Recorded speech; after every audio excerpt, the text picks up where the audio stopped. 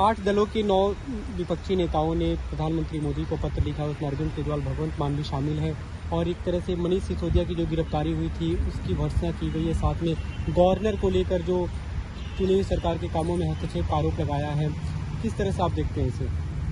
देखिए, देश के 9 बड़े विपक्षी नेताओं ने, जिसमें 4 सिटिंग चीफ मिनिस्टर्स हैं, 4 फॉर्मर चीफ मिनिस्टर्स हैं और एक सिटिंग डेप्यूटी चीफ मिनिस्टर हैं, इन 9 बड़ी हस्तियों ने आज माननीय प्रधानमंत्री जी को एक खुला पत्र लिखा है और उस पत्र में ये बात पूरी मजबूती से माननीय प्रधानमंत्री जी के सामने रखी है कि हमारा देश आज भी एक लोकतंत्र है, लेकिन इस लोकतंत्र की जो बुनियाद है उसे लगातार हिलाए जाने की कोशिशें की जा रही हैं।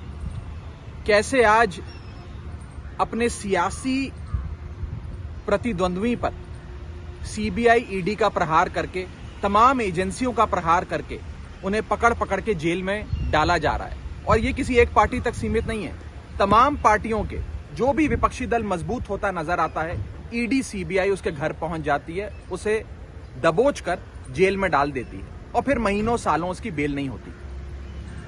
इसके साथ साथ ईडी, सीबीआई की कार्यप्रणाली पर भी एक बहुत बड़ा प्रश्न चिन्ह है। आपको जानकर अचंभा होगा कि पिछले 9 साल में सीबीआई ने जितने मुकदमे दर्ज करे उसमें से 95% मुकदमे देश के विपक्षी नेताओं पे दर्ज हुए। इन्फोर्समेंट डायरेक्टरेट ने, ईडी ने यूपीए काल के समय 112 जगह पे मात्र रेड करी थी, लेकिन एनडीए यानी कि प्रधानमंत्री मोदी जी की सरकार के दौरान, यानी कि 2014 से लेकर आज तक 3000 से भी ज्यादा जगहों पर रेड करी।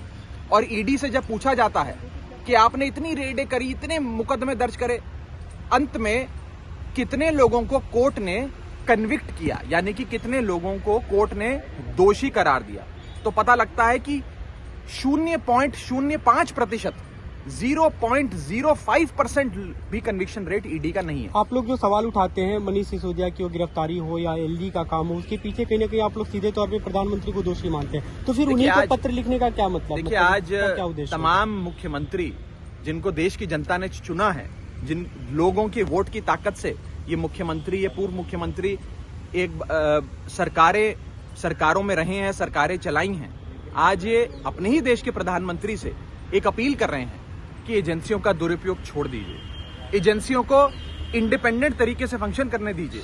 और ये सारी जो कवायद है ये ईडी, सीबीआई तक लिमिटेड नहीं है। आप देखिए, इस देश में गवर्नर और लेफ्टिनेंट गवर्नर के दफ्तर का दुरुपयोग कर जो एक कॉन्स्टिट्यूशनल ऑफिस है उसका दुरुपयोग कर पॉलिटिकल स्कोर्स को सेटल किया जा रहा है और हर कोशिश की जा रही है कि विपक्ष को कमजोर किया जाए, खत्म किया जाए। आप विपक्ष लड़िए, आप सत्ता में हैं, लड़िए, लेकिन चुनाव के रण के मैदान में लड़िए।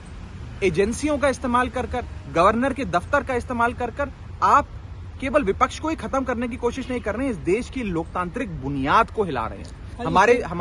हमारे basic structure of the constitution में भी लोकतंत्र की बात होती है। अगर उस लोकतंत्र की नींव ही हिल जाएगी तो इस देश में लोकतंत्र सिर्फ नाम का रह जाएगा। और इसी के साथ साथ मैं आपको एक महत्वपूर्ण बात बता दूं कि आज इन तमाम पार्टियों की 9 की 9 जो बड़े विपक्षी नेता हैं, इन सबकी विचारधारा अलग हो सकती है, ये अलग अलग रीजनल पार्टीज को रिप्रेजेंट करते हैं, लेकिन इन सब रीजनल पार्टीज, इन सब आइडियोलॉजीज को बनाकर हमारा प्यारा भारत देश बनता है। आज उस भारत देश के तमाम निर्वाचित नेताओं ने माननीय प्रधानमंत्री जी को चिट्ठी लिखकर गुहार लगाई है कि हो सकता है कि हमारी विचारधारा आपकी पार्टी की विचारधारा से मेल ना खाती हो सकता है हमारे विचार आपके विचारों से मेल ना खाते हों, लेकिन आप कृपया कर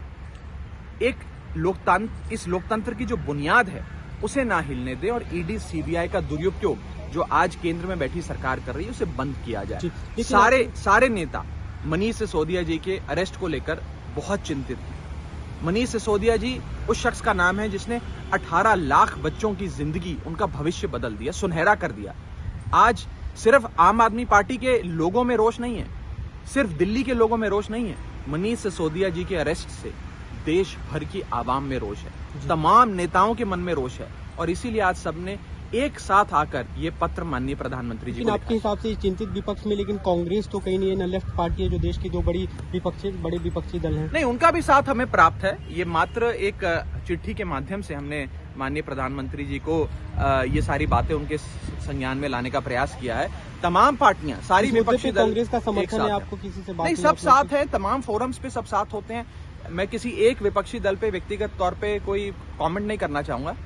मुझे लगता है कि जहां तक लोकतंत्र को बचाने की बात है, तमाम विपक्षी दल साथ में है। बीजेपी को छोड़कर मैं आपको ये बताना चाहता हूं कि एनडीए के घटक दल भी आज हमें फोन कर समर्थन दे रहे हैं। कितने एनडीए के घटक दल है जिनके फोन हमें आए और उन्होंने कहा कि मनीष सिसोदिया जी के साथ जो हो रहा है बहुत बुरा हो रहा है। आप लोगों के नेता का नाम अगर आप बताएं। आप लोगों के साथ जो हो रहा है वो गलत हो रहा है, और इसीलिए मैं कह रहा हूं, ये आप इसे सिर्फ विपक्ष बनाम सत्ताधारी पार्टी के चश्मे से ना देखिए, इसमें सब साथ हैं। एनडीए के घटक दल या नेता कोई अब ये सार्वजनिक तौर पर बताना उचित नहीं है कि एनडीए के कौन से घटक दल के नेताओं ने, बड़े नेताओं ने हमें फोन कर अपनी चिंता जताई। अगर मैं नाम ले दूंगा तो हो सकता है शाम तक उनके घर पे भी ईडी सीबीआई पहुंच जाए।